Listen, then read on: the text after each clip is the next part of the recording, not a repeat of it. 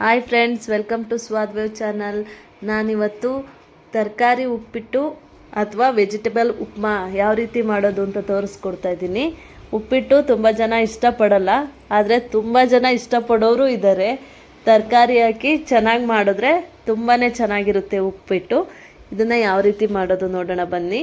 ಬಾಣಲೆಗೆ ಎಣ್ಣೆ ಹಾಕಿ, ಎಣ್ಣೆ ಬಿಸಿ ಆದಮೇಲೆ ಸಾಸಿವೆ, ಸ್ವಲ್ಪ ಜೀರಿಗೆ, ಒಂದು 3 ಬೆಳ್ಳುಳ್ಳಿ ಹಾಕಿದ್ದೀನಿ ಮತ್ತು ಕಡಲೆಬೇಳೆ ಹಾಕಿದ್ದೀನಿ. ಬೆಳ್ಳುಳ್ಳಿ ಏನಕ್ಕೆ ಹಾಕಿದ್ದೀನಿ ಅಂದರೆ ಗ್ಯಾಸ್ಟ್ರಿಕ್ ಆಗಬಾರ್ದು ಅನ್ನೋದಕ್ಕೋಸ್ಕರ ಬೆಳ್ಳುಳ್ಳಿ ಹಾಕಿದ್ದೀನಿ. ಈಗ ಖಾರಕ್ಕೆ ಹಸಿಮೆಣಸು ಮತ್ತು ಈರುಳ್ಳಿ ಇಷ್ಟನ್ನು ಹಾಕಿ ಫ್ರೈ ಮಾಡ್ಕೊತಾ ಇದ್ದೀನಿ. ಬೇಕಂದರೆ ಒಣಮೆಣಸಿನ್ಕಾಯಿನೂ ಹಾಕ್ಕೋಬೋದು. ಈಗ ನಾನು ಸಣ್ಣಗೆ ಹೆಚ್ಚಿರುವಂಥ ಆಲೂಗಡ್ಡೆ, ಕ್ಯಾರೆಟು ಮತ್ತು ಬೀನ್ಸು ಈ 3 ತರಕಾರಿನ ಹಾಕ್ಕೊಂಡು ಎಣ್ಣೆಯಲ್ಲಿ ಫ್ರೈ ಮಾಡ್ಕೊತಾ ಇದ್ದೀನಿ. ನಾನಿಲ್ಲಿ ಯಾವುದೇ ರೀತಿ ತರಕಾರಿನ ಸಪ್ರೇಟ್ ಬೇಯಿಸ್ಕೊಂಡಿಲ್ಲ, ಡೈರೆಕ್ಟು ಎಣ್ಣೆನಲ್ಲೇ ಫ್ರೈ ಮಾಡ್ಕೊ. ಈಗ ಇದಕ್ಕೆ ಹಸಿ ಬಟಾಣಿ ಹಾಕ್ಕೊಂಡಿದ್ದೀನಿ. ಇಲ್ಲ ಒಣ ಬಟಾಣಿ ಇದ್ದರೆ ಅದನ್ನು ನೆನೆಸ್ಕೊಂಡು ಹಾಕ್ಕೋಬೋದು. ನಾನು ಹಸಿ ಬಟಾಣಿ ಇತ್ತು ಹಾಕ್ಕೊಂಡಿದ್ದೀನಿ. ಈಗ ಈ ಎಲ್ಲ ತರಕಾರಿನೂ ಹಾಕ್ಕೊಂಡು ಎಣ್ಣೆನಲ್ಲೇ ಫ್ರೈ ಮಾಡ್ಕೊಳ್ಳೋಣ. ಎಣ್ಣೆನಲ್ಲೇ ಫ್ರೈ ಮಾಡಿಕೊಂಡು ಉಪ್ಪಿಟ್ಟು ಮಾಡಿದ್ರೆ ಚೆನ್ನಾಗಿ ಬರುತ್ತೆ ಟೇಸ್ಟು. ನಾನಿವಾಗ 1 ಟೊಮೊಟೊ ಹಾಕ್ತಾಯಿದ್ದೀನಿ. ಟೊಮೊಟೊನ ಈಗ ಯಾಕೆ ಹಾಕಿದೆ ಅಂದರೆ ಮುಂಚೆನೇ ಹಾಕಿದ್ರೆ ಈರುಳ್ಳಿಯ ಜೊತೆ ಅದು ಬೇಗ ಕರ್ಗೋಗ್ಬಿಡುತ್ತೆ ಎಣ್ಣೆಯಲ್ಲಿ, ಉಪ್ಪಿಟ್ಟೊಳಗೆ ಕಾಣಿಸೋದಿಲ್ಲ ಆ ತರಕಾರಿ. ಅದಕ್ಕೆ ಈ ತರಕಾರಿ ಎಲ್ಲ ಚೆನ್ನಾಗಿ ಎಣ್ಣೆಯಲ್ಲಿ ಬೆಂದ ಮೇಲೆ ಟೊಮೊಟೊ ಹಾಕ್ಕೊಂಡಿದ್ದೀನಿ. ಈಗ ಎಲ್ಲನೂ ಚೆನ್ನಾಗಿ ಎಣ್ಣೆಯಲ್ಲಿ ಹುರ್ಕೊಳ್ಳೋಣ. ನಾನಿಲ್ಲಿ 3/4 ಲೋಟ ರವೆ ತೊಗೊಂಡಿದ್ದೀನಿ. 3/4 ಲೋಟ ರವೆಗೆ 1.5 ಲೋಟ ನೀರು ಹಾಕ್ಕೋಬೇಕು. 1:2, 1 ಲೋಟ ರವೆಗೆ 2 ಲೋಟ ನೀರು ಹಾಕ್ಕೋಬೇಕು. ಈಗ ನಾನು 3/4 ಲೋಟ ರವೆ ತೊಗೊಂಡಿರೋದ್ರಿಂದ 1.5 ಲೋಟ ನೀರು ಹಾಕ್ಕೋತಿದ್ದೀನಿ. ನಾನಿಲ್ಲಿ ಬಿಸಿನೀರು ಹಾಕ್ಕೋತಿದ್ದೀನಿ. ಉಪ್ಪಿಟ್ಟಿಗೆ ತಣ್ಣೀರು ಮಾತ್ರ ಹಾಕ್ಕೋಬೇಡಿ, ಟೇಸ್ಟ್ ಚೆನ್ನಾಗಿರಲ್ಲ.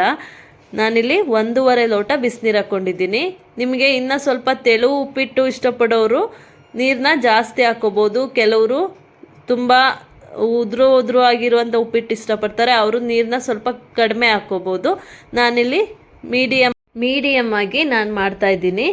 ನೀವು ಬೇಕಂದರೆ ತೆಳುವಾಗೂ ಮಾಡ್ಕೋಬೋದು, ಗಟ್ಟಿಯಾಗೂ ಮಾಡ್ಕೋಬೋದು. ಕರೆಕ್ಟಾಗಿ ಮೆಜರ್ಮೆಂಟಲ್ಲಿ ನೀರು ಹಾಕ್ಕೊಂಡ್ರೆ ಉಪ್ಪಿಟ್ಟು ಚೆನ್ನಾಗಿ ಬರುತ್ತೆ.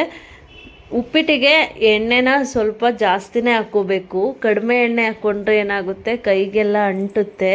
ಅದಕ್ಕೋಸ್ಕರ ಸ್ವಲ್ಪ ಎಣ್ಣೆ ಜಾಸ್ತಿನೇ ಇರಬೇಕು. ನಿಮ್ಮ ಇಷ್ಟ, ಕಡಿಮೆ ಎಣ್ಣೆ ಯೂಸ್ ಮಾಡೋರು ಕಡಿಮೆ ಹಾಕ್ಕೋಬೋದು. ಈಗ ನಾನು ರುಚಿಗೆ ತಕ್ಕಷ್ಟು ಉಪ್ಪು ಹಾಕ್ಕೋತಾ ಇದ್ದೀನಿ. ಉಪ್ಪನ್ನ ನೋಡಿ ಹಾಕ್ಕೊಳ್ಳಿ, ಉಪ್ಪಿಟ್ಟಿಗೆ ಬೇಗ ಉಪ್ಪಿಡಿಯುತ್ತೆ.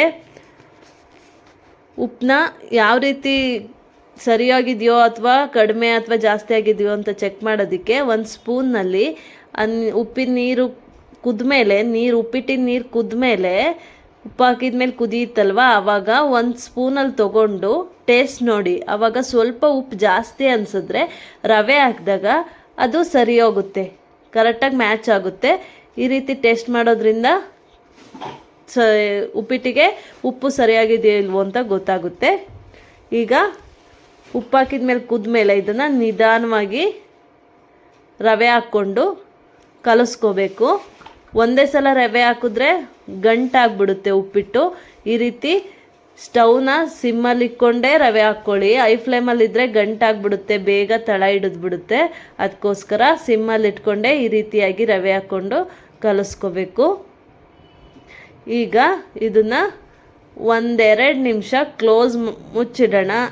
ಮುಚ್ಚಿಟ್ಟಾದಮೇಲೆ ಉಪ್ಪಿಟ್ಟು ಚೆನ್ನಾಗೆ ಅಳ್ಕೊಂಡಿರುತ್ತೆ ಅಥವಾ ಬೆಂದಿರುತ್ತೆ. ಈಗ 2 ನಿಮಿಷ ಮುಚ್ಚಳ ಮುಚ್ಚಿ ಇಡೋಣ. 2 ನಿಮಿಷ ಜಾಸ್ತಿ ಇಡಬೇಡಿ, ಒತ್ತೋಗ್ಬಿಡುತ್ತೆ. ಈಗ ಇದನ್ನು ಓಪನ್ ಮಾಡಿದ್ರೆ ತುಂಬಾ ಸ್ಮೂತಾಗಿರುವಂತಹ ಅಥವಾ ತುಂಬಾ ಟೇಸ್ಟಿಯಾಗಿರುವಂತಹ ಉಪ್ಪಿಟ್ಟು ರೆಡಿ ಆಯಿತು ನೋಡಿ. ಈಗ ಇದಕ್ಕೆ ಸಣ್ಣಗೆ ಕಟ್ ಮಾಡಿಟ್ಕೊಂಡಿರುವಂತಹ ಕೊತ್ತಂಬರಿ ಸೊಪ್ಪು ಹಾಕಿ ಕಲಿಸ್ಕೊಂಡು ಸ್ಟವ್ನ ಆಫ್ ಮಾಡಿಕೊಂಡು 5 ನಿಮಿಷ ಮುಚ್ಚಿಡೋಣ.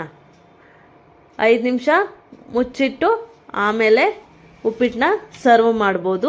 ತುಂಬಾ ಟೇಸ್ಟಿಯಾಗಿರುವಂತಹ ಉಪ್ಪಿಟ್ಟು ರೆಡಿ ಆಯಿತು.